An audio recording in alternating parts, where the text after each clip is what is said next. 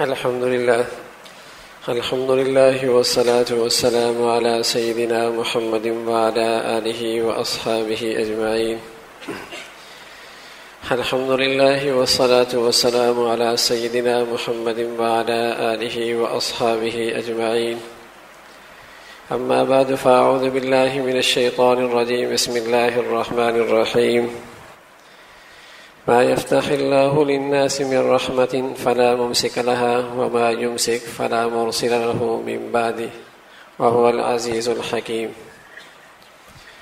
وقال النبي صلى الله عليه وسلم: من كانت له حاجة إلى الله أو إلى أحد من بني آدم فليتوضأ فليحسن الوضوء فليصلي ركعتين ثم يثني على الله فليصلي على النبي صلى الله عليه وسلم ثم ليقل: لا إله إلا الله الحليم الكريم، سبحان الله رب العرش العظيم، الحمد لله رب العالمين، أسألك موجبات رحمتك وعزائم مغفرتك والغنيمة من كل بر والسلامة من كل إثم، لا تدع لي ذنبا إلا غفرته يا أرحم الراحمين، ولا هما إلا فرجته، ولا حاجة هي لك رضا إلا قضيتها يا أرحم الراحمين، أو كما قال عليه الصلاة والسلام. صدق الله العظيم. اللهم صل على سيدنا محمد وعلى آل سيدنا محمد وبارك وسلم. اللهم صل على سيدنا محمد وعلى آل سيدنا محمد وبارك وسلم.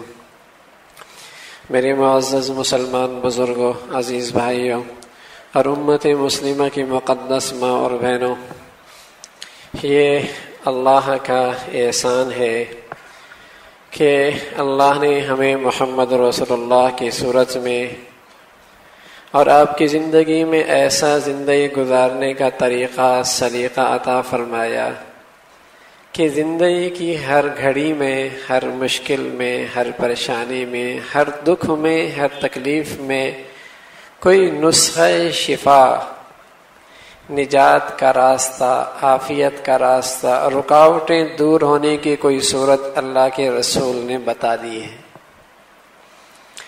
انسانی زندگی میں ایسا لگتا ہے قدم قدم پہ رکاوٹیں ہیں، بس اوقات سارے مادی اسباب بھی، کوشش بھی، توانائیاں بھی کر لیتا ہے، پھر بھی وہ رکاوٹ دور نہیں ہوتی۔ بس اوقات زندگی میں قدم قدم پہ مشکلات ہیں، اور زندگی میں بس اوقات کوئی ایسی چیز اٹکی ہوئی ہے کہ نہ سکون لینے دیتی ہے، نہ راحت لینے دیتی ہے، نہ ادھر ہونے دیتی ہے، نہ ادھر ہونے دیتی ہے، بے چین ایک کانٹا بنا ہوا ہے زندگی کے اندر یہ چیز، نہ ادھر کے نہ ادھر کے۔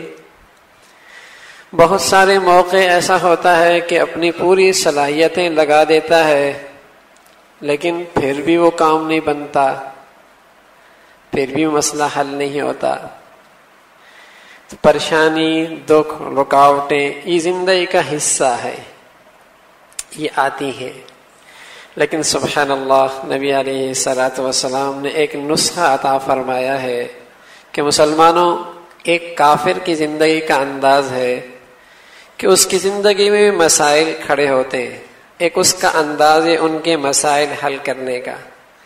کافر کی زندگی کے اندر بھی پریشانیاں آتی ہیں، ایک اس کا طریقہ ان پریشانیوں سے نجات حاصل کرنے کا۔ کافر کی زندگی کے اندر بھی آزمائش اور مصائب اور رکاوٹیں آتی ہیں، ایک ہے اس کی صورت وہاں سے نکلنے کی۔ اور ایک مسلمان کی زندگی میں کوئی پریشانی آئے، کوئی رکاوٹ کھڑی ہو، کوئی کام نہیں بن رہا، کوئی حاجت درپیش ہے، کوئی مسئلہ درپیش ہے جو اس کی زندگی کا مسئلہ بنا ہوا ہے، تو اللہ کے رسول صلی اللہ علیہ وسلم نے اپنی امت کو بتایا کہ تم اس مسئلے سے یوں نکلو۔ اسباب تم بھی اختیار کرتے ہو جیسے کافر اختیار کرتا ہے، دوائیں تم بھی لیتے ہو جیسے کافر لیتا ہے، ظاہری اسباب تم بھی اختیار کرتے ہو جیسے کافر کرتا ہے، تم تدبیریں تم بھی لگاتے ہو جیسے کافر کرتا ہے، منصوبہ بندی تم بھی کرتے ہو جیسے کافر کرتا ہے، لیکن تمہارا طرز عمل اس کام کے حل میں، اس سے نجات پانے میں، اس مشکل کے دور کرنے میں تھوڑا سا جداگانہ ہے۔ اسباب تم اختیار کرتے ہو، لیکن تم ان اسباب سے زیادہ اسباب کے پیدا کرنے والے رب سے تعلق رکھو۔ تمہارا سوچ اور تمہارا طرز عمل یہ بتا رہا ہو کہ تم اسباب کو تدبیر کے طور پہ اختیار کر رہے ہو، اور یہ تم بھی جانتے ہو کہ ان تدبیر کے اندر تاثیر اللہ ڈالے گا، تاثیر اللہ ڈالے گا، حل اللہ کے پاس ہے۔ تو اس کے لیے رسول کریم صلی اللہ علیہ وسلم نے ایک طریقہ بتایا ہے، اور وہ ہمارے عرف کے اندر نماز حاجت، صلاۃ الحاجت، حاجت کی نماز، یہ آپ علیہ الصلاۃ والسلام نے ایک طریقہ بتایا۔ آج مسلمانوں میں یہ چیز رفتہ رفتہ نہیں بلکہ بالکلیہ چھوٹتی چلی جا رہی ہے کہ آزمائش کی گھڑی میں صلاۃ الحاجت کا اہتمام۔ نبی علیہ الصلاۃ والسلام کی سنت یہ ہے، کان النبی صلی اللہ علیہ وسلم اذا حضبہ امر صلی، جب بھی کوئی معاملہ درپیش آتا تو فوراً نماز پڑھتے، نماز کی طرف متوجہ۔ اسباب میرا نبی بھی اختیار کرتا، وسائل وہ بھی اختیار کرتا، اپنی سی کوشش وہ بھی کرتا، لیکن میرا نبی کا انداز کیا تھا کہ ان اسباب سے زیادہ اسباب والے رب سے اپنا تعلق استوار کرتے، کہ حاجت وہاں سے، حاجت روائی وہاں سے ہوگی، مشکل کشائی وہاں سے ہوگی، اسباب سے صحیح نتائج وہاں سے نکلیں گے، میری محنت کا نتیجہ وہاں سے ملے گا، ارے میرے کاوش پر ثمرہ وہاں سے مرتب ہوگا، مولا نہیں چاہے گا تو کچھ نہیں بن سکتا، رب نہیں چاہے گا تو کچھ نہیں ہو سکتا۔ بلکہ جب چیز پورے طور پہ تیار ہو جائے اور اسے استعمال کی طرف ہاتھ بڑھائے، تب بھی اس کا ایمان، سوچ یہی ہو کہ نہیں، اس چیز سے نفع تب اٹھاؤں گا جب اللہ چاہے گا۔ کھانا تیار ہے، دسترخوان پہ لگا ہے، یہ ہاتھ بڑھانے لگا ہے، بظاہر کوئی رکاوٹ نہیں ہے، لیکن مسلمان کی سوچ یہ کہ نہیں، اگر اللہ نہیں چاہے گا تو میں اس کھانے سے استفادہ نہیں کر سکتا۔ اور زندگی میں ایسے دسیوں نمونے موجود ہیں کہ کھانا تیار، سب کچھ تیار، ایسی آفت آن پڑی کہ اس کھانے سے محروم ہو گیا، ایسی مشکل کھڑی ہو گئی کہ اس کھانے سے محروم ہو گیا، ایسی مصیبت آن پڑی کہ دسترخوان پر بیٹھے پھر بھی کھانے سے محروم ہو گیا۔ اللہ ہے تو اللہ کے رسول صلی اللہ علیہ وسلم نے ایک عمل بتایا ہے کہ جب بھی تمہیں کوئی حاجت درپیش ہو، چاہے وہ حاجت اللہ سے ہو یا اللہ کے کسی بندے سے ہو، بسا اوقات معاملہ براہ راست اللہ سے ہوتا ہے، اس میں بندے کا کوئی دخل نہیں ہوتا، اولاد، اور بسا اوقات معاملہ بندے سے ہوتا ہے، اللہ بندوں کے واسطوں سے دیتا ہے، رزق کا معاملہ ہے، دنیا کے معاملات ہیں، کرتا اللہ ہے لیکن بندوں کے واسطوں سے ہونا ہے۔ فرما ان دونوں صورتوں میں تم کام یہی کرو کہ اپنے اللہ سے رابطہ قائم کر لو، اس لیے کہ انسانی قلوب کے اندر بھی اثر وہی ڈالے گا، انسانی قلوب بھی اس کے چاہنے سے متوجہ ہوں گے، ہاں، اور حاجت اس کی چاہت سے ہی پوری ہوگی، وہ نہیں چاہے گا تو کوئی کچھ نہیں کر سکتا۔ تو اللہ کے رسول صلی اللہ علیہ وسلم نے فرمایا کہ پریشانیوں سے نجات کا نسخہ، رکاوٹوں کو دور کرنے کا نسخہ کیا ہے؟ نماز کا اہتمام، صلاۃ الحاجت کا اہتمام۔ اور عجیب طریقہ بتایا رسول کریم صلی اللہ علیہ وسلم نے۔ آپ علیہ الصلاۃ والسلام نے فرمایا کہ سب سے پہلے فلیتوضأ ولیحسن الوضوء، وضو کرو اور وضو کو اچھے طریقے سے کرو۔ اور اچھے طریقے سے کرنے کا مطلب یہ ہے کہ یہ دھیان کرو کہ جو اللہ کے رسول صلی اللہ علیہ وسلم نے فرمایا ہے کہ جس عضو کو میں دھوتا جا رہا ہوں اس عضو کے گناہوں کی گندگی زائل ہوتی چلی جا رہی ہے،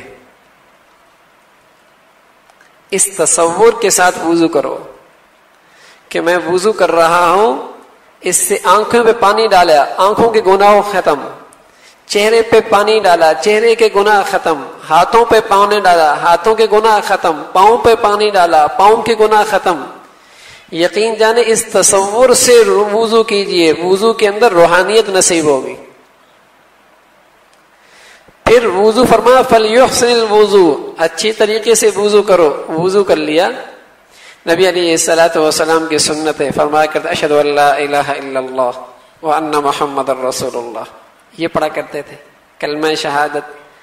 دعا پڑھا کرتے تھے اللہم بارک، اللہم بارک، اے اللہ تو برکت دے دے میرے رزق کے اندر اور میری عمر کے اندر اور میرے گھر کے اندر وسعت دے دے.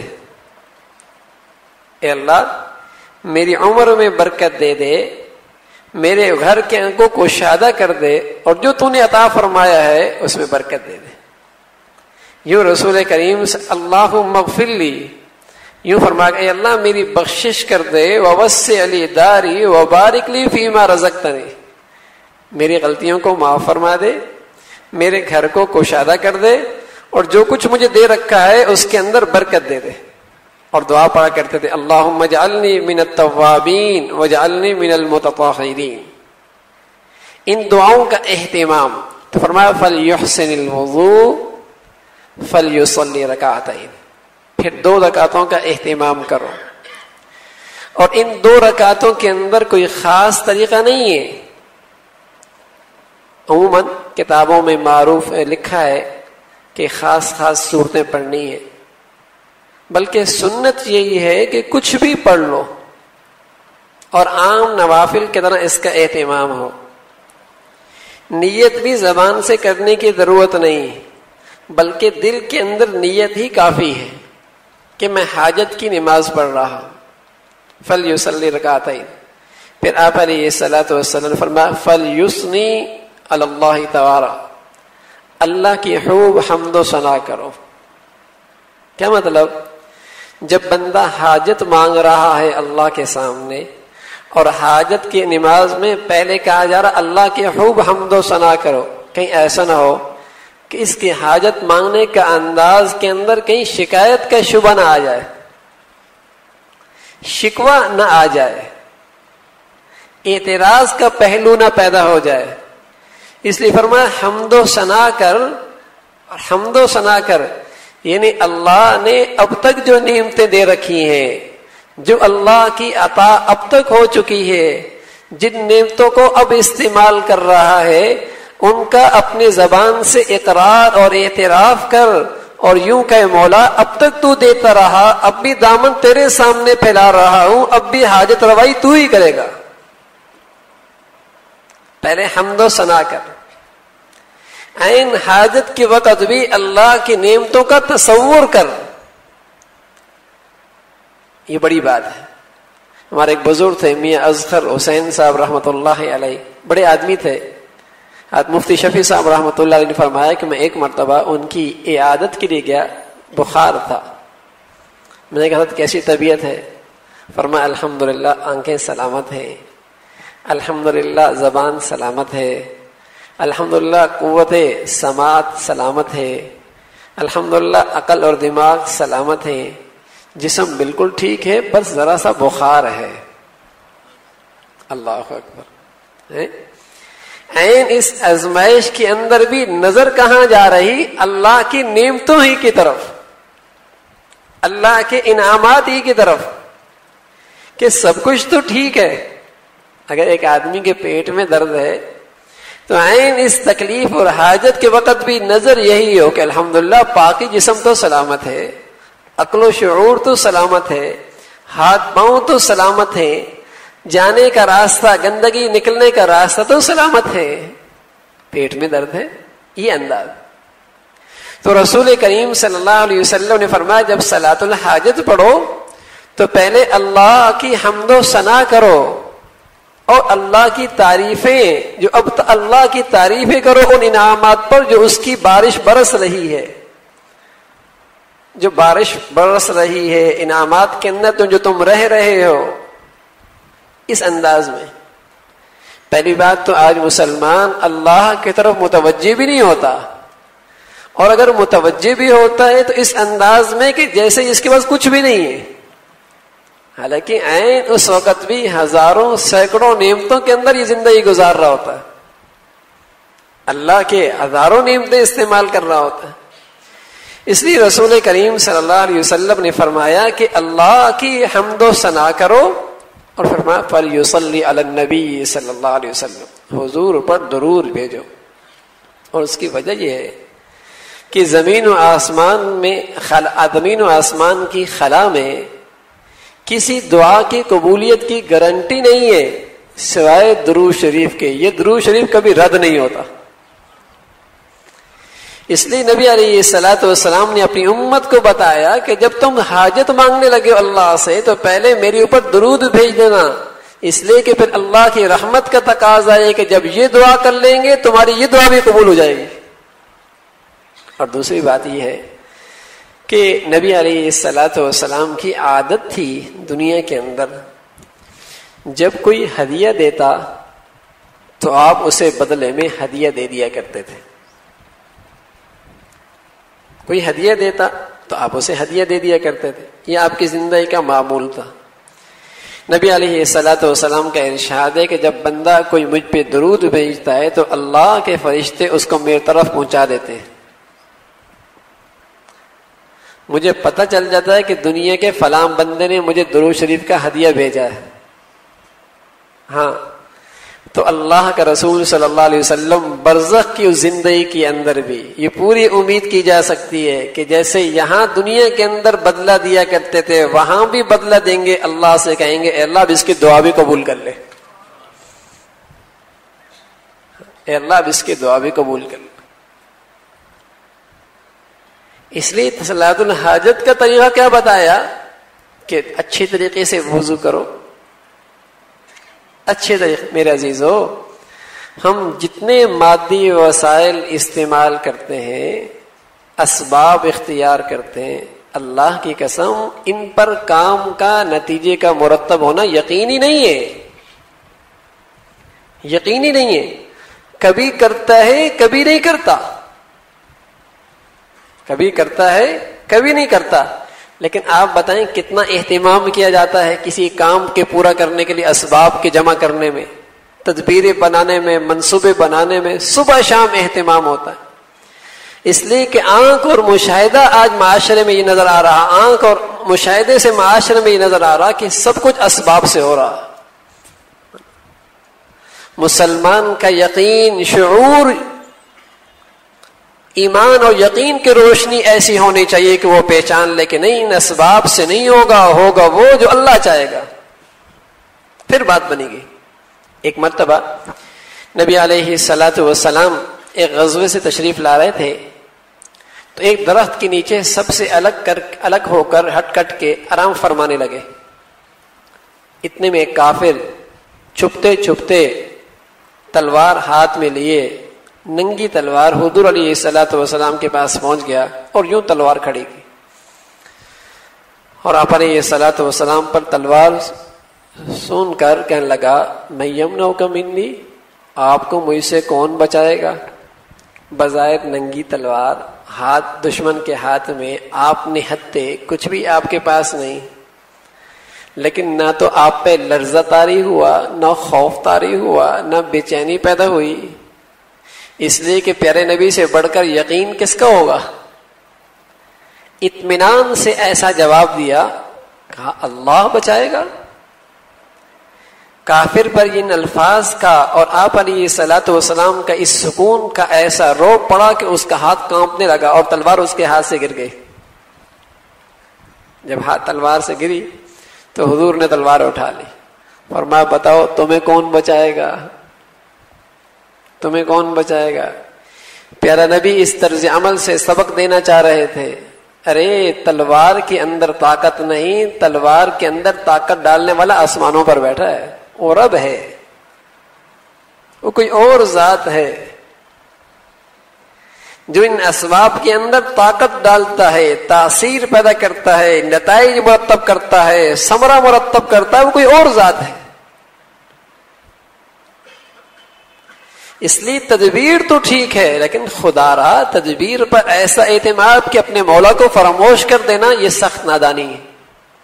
پھر مسئلے حل نہیں ہوں گے، پھر پریشانیاں الجھنیں نہیں ختم ہوں گی، قدم قدم پہ رکاوٹیں نہیں ختم ہوں گی. اس رب کا در چھوڑیں گے تو پھر ساری دنیا کے محتاج رہیں گے، پھر ہر طرف سر ماریں گے، سب کی چوکٹ پہ سر رگڑنا پڑے گا، سب کے سامنے ذلیل اور رسوا ہونا پڑے گا. جس نے اس کا در دیکھ لیا، اللہ اس کو سارے دروں سے نجات دیتا ہے. جس نے اس کا دربار دیکھ لیا، اللہ اسے سب کے سامنے ذلیل ہونے سے محفوظ کر دیتا ہے. جسے اس سے مانگنا آ گیا، یقین جانے وہ مخلوق سے بے نیاز ہو جاتا ہے. ہاں، اللہ اسے مخلوق سے بے نیاز کر دیتا ہے. اس لیے نبی علیہ الصلوۃ والسلام نے ایک طریقہ بتایا کہ اس طریقے سے اہتمام کرو. فَلْيُحْسِنِ الْوُضُوءَ فَلْيُصَلِّ رَكَعَتَيْنِ وَلْيُثْنِ عَلَى اللَّهِ فَلْيُصَلِّ عَلَى النَّبِيِّ صلی اللہ علیہ وسلم. اور پھر فرمایا ثُمَّ لِيَقُلْ، پھر ان الفاظ کو کہو، لا الہ الا اللہ الحلیم الکریم. سبحان اللہ. اللہ کے سارے اسماء حسنی اپنی اپنی تاثیر رکھتے ہیں، ہر نام اپنی اپنی ایک تاثیر رکھتا ہے. اس دعا میں نبی علیہ الصلوۃ والسلام نے دو صفات کا ذکر فرمایا، الحلیم، الکریم. حلم کس کے معنی؟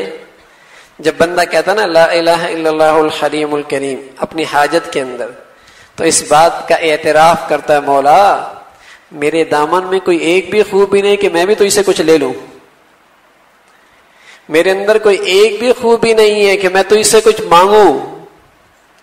مولا میری زندگی ایسی نہیں ہے کہ میں آپ کے سامنے اپنی حاجت پیش کر سکوں، اس لیے کہ زندگی کی سیاہیاں خوب تو جانتا ہے، راتوں کی کوتاہیاں بھی جانتا ہے اور دن کی سیاہیاں بھی تو خوب جانتا ہے. میرے دامن میں، میری زندگی میں کوئی خوبی نہیں جو میں آپ کے سامنے پیش کر سکوں، لیکن الحلیم، مولا تیرے حلم کا واسطہ ہے، تو حلیم ہے نا، تو غلطیوں کو نظر انداز کر دیا کرتا ہے. ہاں، کوتاہیوں کو نظر انداز کر، تو حلیم ہے، تو ساری میری ماضی کو نظر انداز کر دے گا، میری ساری کوتاہیوں کو معاف کر دے گا، اندھیروں کے سارے گناہوں کو معاف کر دے گا، اس لیے کہ تیری شان ہی حلیم ہے. اور پھر صرف حلیم نہیں، لا الہ الا اللہ الحلیم الکریم، کریم کرم. مولا تو صرف معاف بھی نہیں کرتا بلکہ کرم، نوازشات کی بھی انتہا کرتا ہے. تیری سخاوت بھی ختم نہیں ہوتی، تیری عطا بھی ختم نہیں ہوتی، میں تیرے حلم کا اور تیرے کرم کا واسطہ دے کر دامن پھیلا رہا ہوں. تو کیا خوبصورت انداز ہے اللہ سے اپنی حاجت پوری کرانے کا. وہ ایک اللہ ہے میرے عزیزو. ما یفتح اللہ للناس من رحمت فلا ممسک لها، جب وہ دینے کا دروازہ کھول دے فلا ممسک لها، پھر اسے کوئی بند نہیں کر سکتا، پھر کوئی اسے بند نہیں کر سکتا. وَإِن يُرِدْكَ بِخَيْرٍ فَلَا رَادَّ لِفَضْلِهِ، جب وہ دینے کا فیصلہ کر دے پھر کوئی محروم نہیں کر سکتا. لیکن اگر وہاں سے بندش کا فیصلہ ہو جائے تو پھر کوئی نہیں کھول سکتا. پھر ایڑی چوٹی کا زور لگا لے، سارے اسباب اختیار کر لیں، ساری محنت لگا لیں، نہیں ہونا پھر.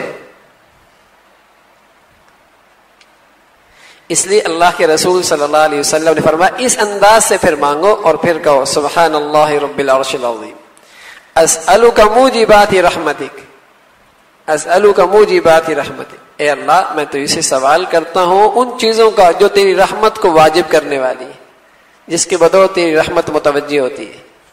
وعزائم مغفرتک، اور مضبوط بخشش کا. والغنیمت من کل بر، ہر نیکی کے اندر کوئی نہ کوئی حصہ. والسلامت من کل اثم، ہر گناہ سے بچاؤ، سلامتی. لا تدع لی ذنبا الا غفرتہ، مولا کوئی گناہ نہ چھوڑنا مگر تو معاف ہی کر دینا. ولا ہما الا فرجتہ، اے اللہ ہر غم سے نجات دے دینا. ولا حاجتا ہی لک رضا الا قضیتہا یا ارحم الراحمین، مولا کوئی حاجت ہو تیری رضا کے لیے اے اللہ تو اسے پورا ہی کر دینا. یا ارحم الراحمین. تو یہ دعا رسول کریم صلی اللہ علیہ وسلم نے سکھائی ہے، دعاؤں کی کتابوں میں موجود ہے. یہ دعا مسنون دعا ہے، اسے یاد کر لینا چاہیے. اور پھر اس کے بعد یہ دعا مانگنے کے بعد جو مرضی دعائیں کرتا رہے. تو یہ ہے اللہ کے دربار سے اپنے مسئلے حل کرانے کا طریقہ. علماء نے لکھا ہے کہ جب ہندوستان پاکستان علیحدہ علیحدہ ہوئے اور مسلمانوں پر مشکل گھڑی آئی، ہر گھر کے اندر فساد، گلی کے اندر فساد، مسائل کھڑے، تو بغیر کسی تحریک کے مسلمانوں کے ہر گھر کے اندر آیت کریمہ کا سلسلہ چل رہا تھا. رجوع الی اللہ، اللہ کی طرف رجوع تھا.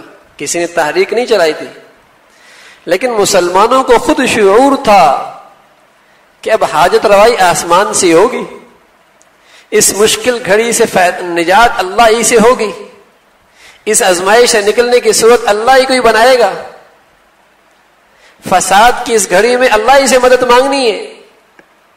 یوں مسلمان اپنے اللہ کی طرف متوجہ ہوا کرتا تھا.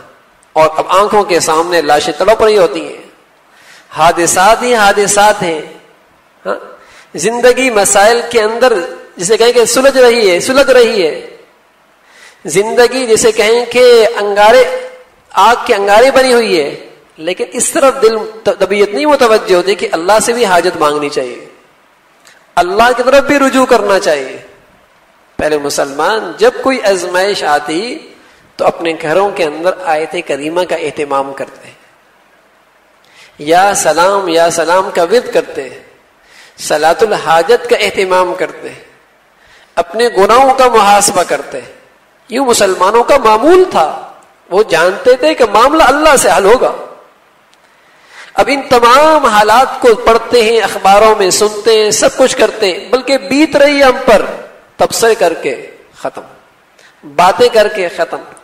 کسی کے دل میں یہ خیال نہیں آتا کہ 2 رکعت صلاۃ الحاجت بھی پڑھ لیں، یہ ہمارے گناہوں کی وجہ سے مسلط ہیں، یہ حالات ہمارے گناہوں کی نحوست ہے، ہماری بدعمالیوں کی نتائج ہیں. ان سے نجات کی صورت اللہ سے اپنا رابطہ قائم کرنا ہے. نہ یہ خیال مرد کو آتا ہے نہ عورت کو آتا ہے.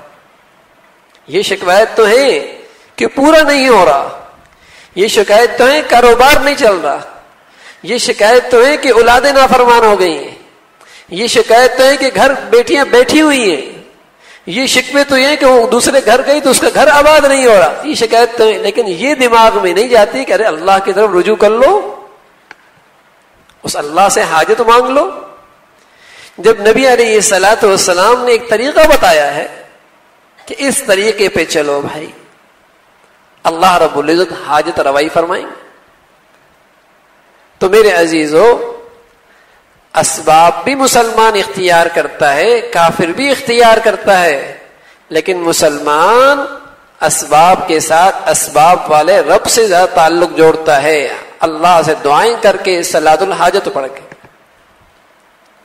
ایک عرصے میں پہلے جب مسلمان طبیب کوئی نسخہ لکھا کرتا تھا تو نسخے کی ابتدا بسم اللہ سے کرتا یا هو الشافی کر کے لکھتا، اور اپنے اس طرز عمل سے اعلان کرتا کہ میرے نسخے سے کچھ نہیں ہونا، میرے چیک اپ سے کچھ نہیں ہونا،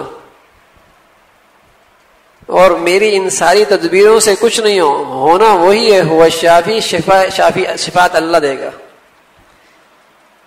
صحت اللہ دے گا. یہ اعلان کرتا تھا.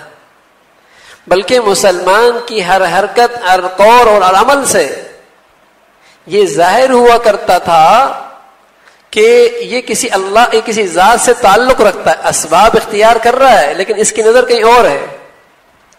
گھر سے نکلتا تو ایسی دعا کر کے نکلتا تھا، گھر میں داخل ہوتا تو ایسی دعا کر کے نکلتا تھا، سواری پر بیٹھتا تو دعا کر کے بیٹھتا تھا، سواری سے اترتا تو دعا کر کے اترتا تھا، کسی سے ملتا تو دعا کر کے ملتا تھا، کسی کو الوداع کہتا تو دعا کر کے الوداع کہتا تھا، کہیں سے سفر باندھتا تو دعا کر کے نکلتا تھا. یعنی ہر طرز عمل یہ بتاتا کہ ارے یہ سارے اسباب تو بظاہر اختیار کر رہا ہے، لیکن کرنے والے، کامیابی دینے والا، منزل تک پہنچانے والا، خیریت سے گھر پہنچانے والا ذات کوئی اور ہے جس کے لیے یہ پکار رہا، جسے یہ پکار رہا.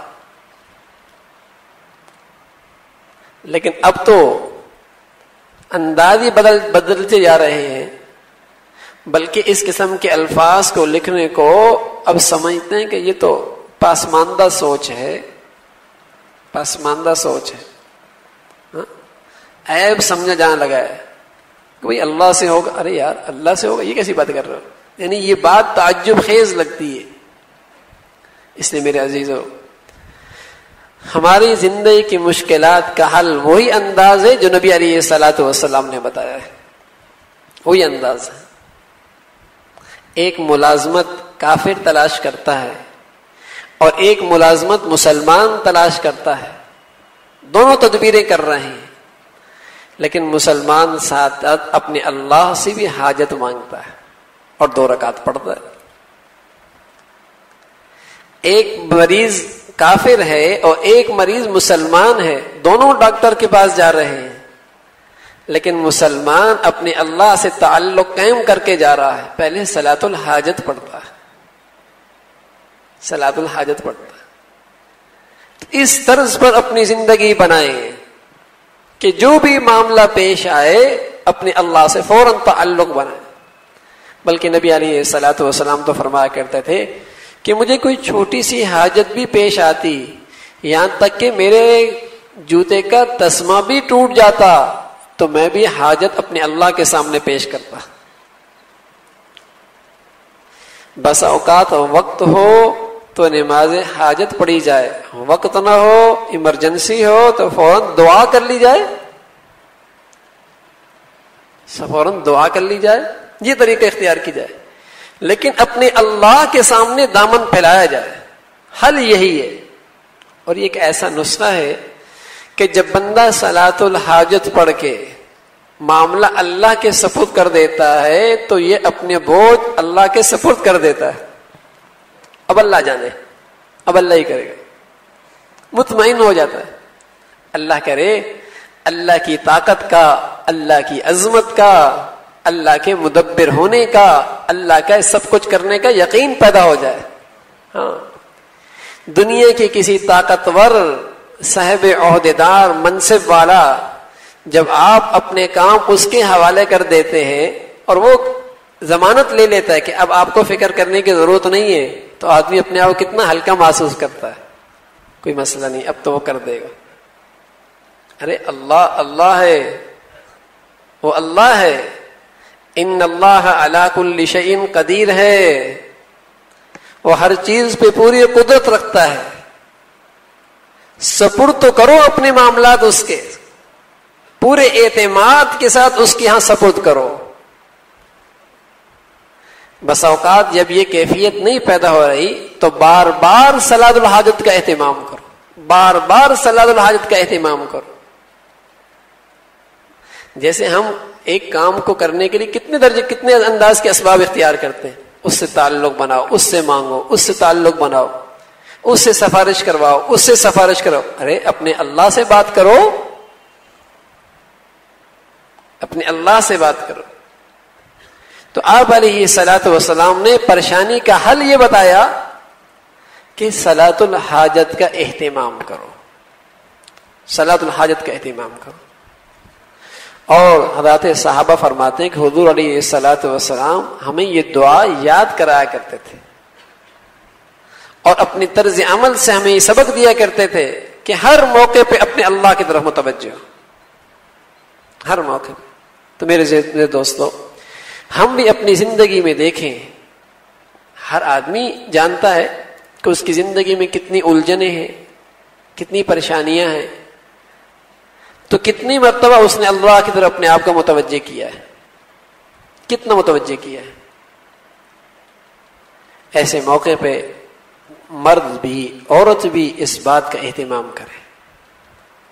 بلکہ اپنے گھروں کے اندر، میرے ہاں الحمدللہ اس کا معمول ہے کہ ہر مہینے 2 مہینے بعد اس کا اہتمام ہوتا ہے کہ آیت کریمہ کا ختم ہوتا ہے. اس لیے اللہ کی طرف متوجہ ہوں. ہر گھر کا فرد متوجہ ہو. اور اس آیت کریمہ میں باہر کے لوگوں کو بلانے کی ضرورت نہیں ہے، صرف گھر کے افراد اسے پڑھیں. اور یہ بھی ضروری نہیں کہ ایک دن میں پڑھیں، 5 دن میں پڑھ لیں، 10 دن میں پڑھ لیں، 1 ہفتے میں پڑھ لیں، 20 دن میں پڑھ لیں، جب موقع ملے تھوڑا تھوڑا کر کے پڑھتے رہیں. یہ حاجت روائی میں بڑا مجرب عمل ہے. جب حضرت ایوب علیہ السلام کو حاجت کی ضرورت پڑی اور مچھلی پیٹ کے اندر کون سا لفظ پڑا؟ لا الہ الا انت سبحانک انی کنت من الظالمین. یہی آیت کریمہ ہے. اسی کا اہتمام فرمایا اور اللہ رب العزت نے نجات دے دی اس مشکل سے. تو ہم سب کی زندگی میں مشکلات تو ہیں نا، دائیں طرف سے بائیں طرف سے، مالی، خاندانی، گھریلو، نہ جانے کیا کچھ ہے. تو یہ اس کا حل ہے کہ اللہ کی طرف رجوع کریں اور سب کو متوجہ کریں اللہ کی طرف، گھر کے سارے افراد کو.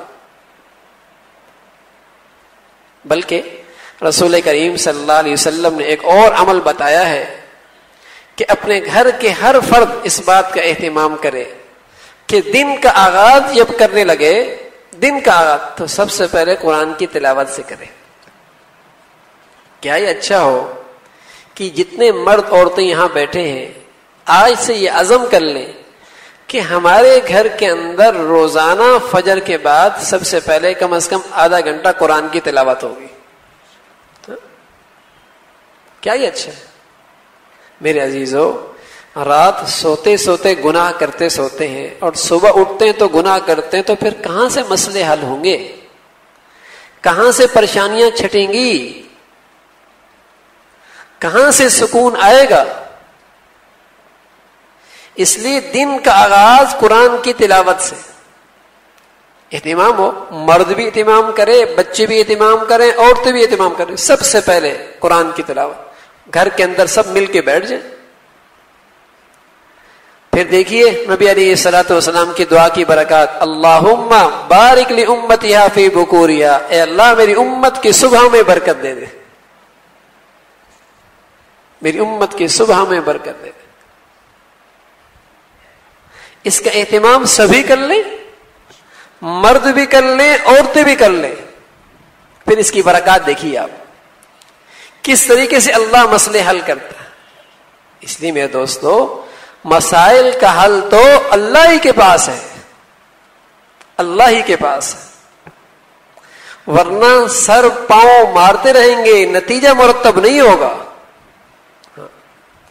اور بظاہر اگر نتیجہ مرتب بھی نظر آیا تو اللہ اس نتیجے کی جو خوبی ہے، راحت، چین، وہ کبھی نہیں دے گا. بظاہر بیٹی کی شادی ہو گئی، ہاں ایک حاجت پوری ہو گئی، لیکن وہ شادی کامیاب بھی ہو جائے اتنا آسان نہیں ہے. بظاہر کاروبار بڑھ گیا، مال کی آمدنی شروع ہو گئی، لیکن اس مال سے گھروں کے اندر سکون بھی آ جائے یہ ضروری نہیں ہے. بظاہر کاروبار پر بچہ لگ گیا، لیکن کاروبار پر لگنے کے بعد آمدنی شروع ہو گئی، اس سے زندگی بھی کامیاب ہو جائے یہ یقینی نہیں ہے. بظاہر فیکٹری بھی کھل گئی، فیکٹری سے آمدنی بھی شروع ہو گئی، لیکن اس سے زندگی کے اندر عافیت مل جائے یہ ضروری نہیں ہے.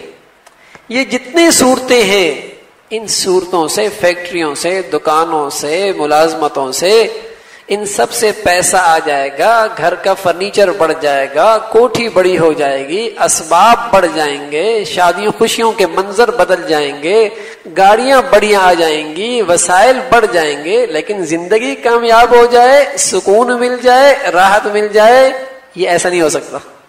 یہ الگ چیز ہے، یہ الگ چیز ہے. ان دونوں میں کوئی جوڑ نہیں ہے. ٹھیک ہے؟ دفتروں سے، دکانوں سے، کارخانوں سے، فیکٹریوں سے دولت آ جائے گی، دولت کی بنیاد پر یہ سب چیزیں آ سکتی ہیں.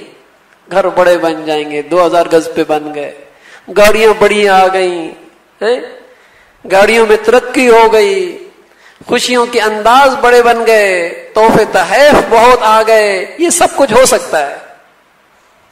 لیکن زندگی حل ہو جائے، مسئلے ختم ہو جائیں، الجھنیں ختم ہو جائیں، پریشانیاں ختم ہو جائیں، یہ نہیں ہوگی. یہ راستہ ہی نہیں ہے، یہ راستہ ہی نہیں. وہ راستہ وہی ہے کہ اپنے اللہ سے تعلق استوار کرنا ہوگا، اپنے اللہ سے تعلق استوار کرنا، اور اس کے سامنے اپنی زندگی کے مسئلے پیش کرنے ہوں، اسے منانا ہوگا۔ اس لیے میرے عزیزو، ہم اپنی زندگی کی ترتیب یوں ہی بنائیں، کوئی مسئلہ پیش آئے صلاۃ الحاجت، اور ایک مرتبہ نہیں پڑھتی چلے جائیں، اور روزانہ پڑھنے کا اہتمام کرو۔ بہت سارے نوجوان جنہیں اللہ رب العزت خیر کی طرف متوجہ کرتا ہے، بس اوقات دل میں آتا ہے کہ ہم ماحول میں چل ہی نہیں سکتے، کیسے جائیں گے اسکول میں، کیسے جائیں گے یونیورسٹیوں میں، کیسے جائیں گے کالج کے اندر، بڑا مشکل ہے۔ بچیاں بھی یہ کہتی ہیں، تو میرے عزیزو آسان حل ہے، صبح اٹھتی ہی اشراق کے وقت، چاشت کے وقت 2 رکعت صلاۃ الحاجت پڑھ لیا کرو۔ اے اللہ، میں اس ماحول اور سوسائٹی اور معاشرے کا مقابلہ نہیں کر سکتا، تو میری مدد اور نصرت فرمانا۔ اس کو اپنی زندگی کا معمول بنا لو۔ کل ہم نے یہ تو کہہ سکیں گے، مولا ہم تو آپ ہی سے مانگ رہے تھے، میں تو نہیں بچ سکتا تھا، آپ کے سامنے بار بار میں نے گزارش کی تھی۔ تو اپنی دینی زندگی پر استقامت کے لیے بھی اس کا اہتمام ہو۔ ہاں، پوری دینی زندگی پہ استقامت کے لیے، گناہوں سے بچنے کے لیے بھی صلاۃ الحاجت پڑھی جائے۔ اپنے اندر کسی چیز کی کمی پاتے، حوصلہ نہیں ملتا یا غصے پہ کنٹرول نہیں ہوتا، ارے میاں اللہ سے مانگو، یہ بھی تو حاجت ہے۔ اللہ میرا غصہ کنٹرول ہو جائے، صلاۃ الحاجت پڑھنا شروع کر دے۔ نماز کے اندر وہم خیالات ستاتے ہیں، دھیان جمتا ہی نہیں ہے، بہت کوشش کرتا ہوں نہیں جمتا، ارے بھائی نماز فرض سے پہلے آ جاؤ، عورت فرض سے پہلے مصلی پہ بیٹھ جائے اور 2 رکعت صلاۃ الحاجت پڑھ لے، اے اللہ خشوع اور دھیان والی نماز نصیب فرما دے۔ دیکھیے، مانگنے بھائی اللہ سے، ہر چیز مانگنی ہے، دنیا بھی مانگنی ہے، دین بھی مانگنا ہے۔ ہاں، دنیا کی ضروریات بھی مانگنی ہے اور دین کی روحانیت بھی مانگنی ہے۔ طریقہ وہی ہے، رسول کریم صلی اللہ علیہ وسلم نے اللہ سے مانگی۔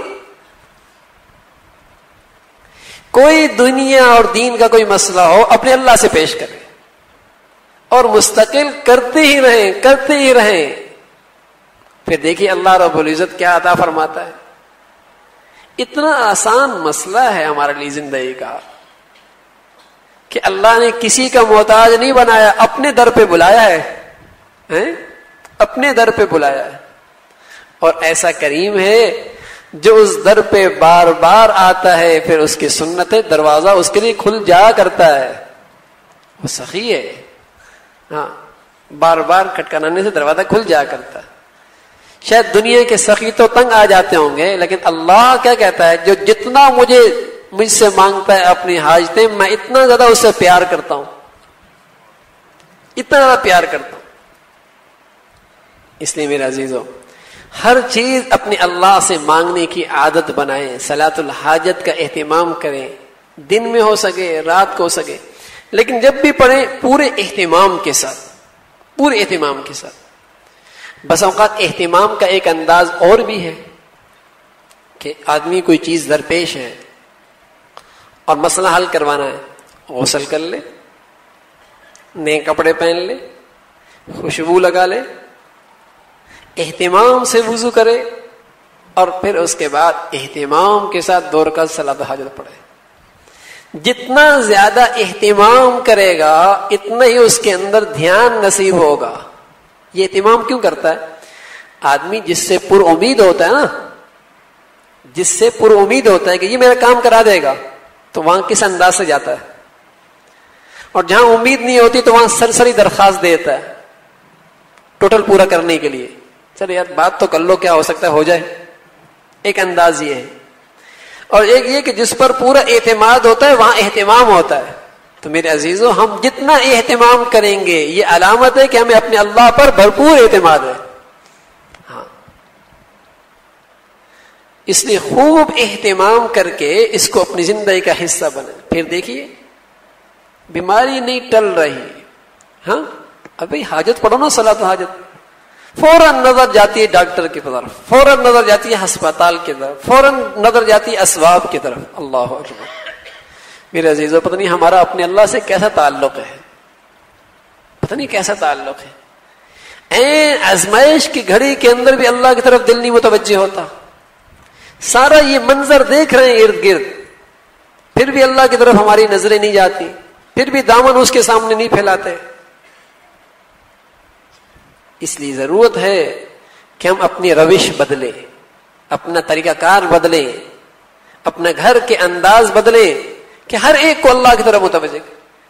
ہم اپنی ہر آزمائش کو دوسروں پہ ڈال دیتے، فلاں کی وجہ سے، فلاں نے یہ کیا، فلاں نے یہ کیا. ارے فلاں بھی تو کسی کے چاہنے سے مسلط ہوا ہے، فلاں بھی کسی کے چاہنے سے مسلط ہوا ہے. فلاں جو ہمارے لیے مصیبت بنا ہوا کسی کے چاہنے سے بنا ہوا ہے. فلاں جو ہمارے لیے آزمائش بنا ہوا ہے وہ پوری طاقت تو نہیں رکھتا، ہو کسی کی منشا تو ہے. کیوں نہ اپنے رب سے معاملہ کر لیں اور اس اللہ سے کہیں اللہ اسے نجات دے دے، اس کے شر سے بچا لے. ظاہری تدبیر بھی کریں لیکن اپنے اللہ سے تعلق بڑھائیں اور اس سے حاجت مانگیں، بار بار صلاۃ حاجت کا اہتمام. تو میرے عزیزو، زندگی کی پریشانی کا حل صلاۃ الحاجت کا اہتمام کرنا، اور پھر دیکھیے انشاءاللہ اللہ دل میں کیسا سکون دیتا ہے. جو جتنا زیادہ اہتمام سے صلاۃ الحاجت پڑھے گا، اس کا فوری اور نقد صلہ یہ پائے گا کہ اس کا دل بے چینی اور پریشانی سے خالی ہو جائے گا. یہ نقد فائدہ ہے. وہ کام آج ہو یا کل ہو، مہینے بعد ہو یا سال بعد ہو، لیکن میں یہ گارنٹی سے آپ سے کہہ رہا ہوں کہ جو جتنا اہتمام سے پڑھے گا، فوراً جو نقد صلہ ملے گا، اس کا دل اطمینان سے ہو جائے گا، اطمینان اور چین سے ہو جائے گا، راحت ہو جائے گی، بے چینی ختم ہو جائے گی. اللہ مجھے بھی اور آپ کو بھی کہنے سننے سے عمل کی توفیق نصیب فرما دے. وآخر دعوانا الحمدللہ رب العالمین.